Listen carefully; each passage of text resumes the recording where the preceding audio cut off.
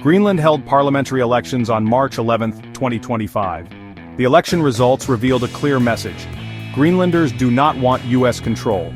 They do not want to be bought, sold, or traded. Yet, President Trump continues to express interest in acquiring Greenland. His reasons? National security and Greenland's strategic importance. He seems to think that a country is just a used car he can haggle over. Someone tell him that's not how any of this works. President Trump's desire to buy Greenland, as if it's some sort of timeshare, has rightfully been met with ridicule and condemnation. It's a ridiculous proposition that ignores the basic principles of sovereignty and self-determination. It's like he's stuck in some colonial fantasy, completely oblivious to the fact that the world has moved on. This isn't just about land or resources, it's about the lives and aspirations of the Greenlandic people. They have their own distinct culture, language, and identity, all of which are deeply intertwined with their land. Trump's proposal is not just geographically misguided, it's culturally tone-deaf. His continued insistence on this ludicrous idea, even after the recent elections, is not just insulting to Greenlanders, it's damaging to America's reputation on the world stage.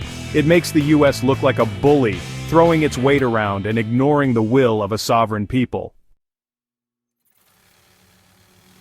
Greenland sits on a treasure trove of resources. It has minerals, it has potential shipping routes as the ice melts, and it has the coveted Thule Air Base. This base is crucial for US and NATO missile defense. It's no wonder everyone wants a piece of the Arctic pie. The melting ice fueled by climate change has opened up new shipping routes and exposed potential resources. This has led to increased competition for control of the Arctic, with Russia becoming a more assertive player in the region. Russia's increasing military presence in the Arctic is a genuine concern, but trying to buy Greenland is not the answer. The Arctic is not some geopolitical game board where superpowers can just move their pieces around. It's a delicate ecosystem that's already under immense stress from climate change.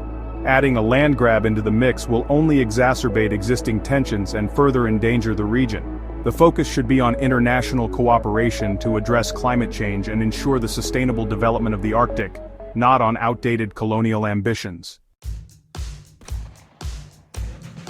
Greenland has been self-governing under Denmark since 2009. They have the right to declare independence whenever they choose. It's literally in their agreement with Denmark. And guess what? They don't want to be a part of America, they want to chart their own course. The audacity of the US to even suggest annexation is staggering. It's a blatant disregard for Greenland's right to self-determination, and a complete lack of understanding of their cultural identity. Greenlanders are not pawns to be traded between nations. They are a people with their own history, traditions, and aspirations for the future. The US seems to be operating under the delusion that its way is the only way, that its values are universal. This kind of arrogance is not only outdated, but also dangerous. The world is a diverse place, and respecting that diversity, including the right of nations to choose their own destiny, is paramount. Greenland's relationship with Denmark is complex, but it is theirs to define. The US needs to respect their decision-making process and stop trying to impose its will on them. The US has a long and complicated history with Greenland. They occupied it during World War II. They tried to buy it after the war. Denmark said no. They settled for a base agreement instead. It seems like America has a bad habit of wanting what it can't have, even if it belongs to someone else.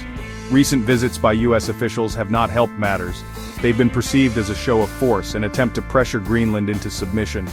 This kind of behavior is counterproductive, and only serves to further alienate the Greenlandic people. Greenlanders themselves have diverse opinions.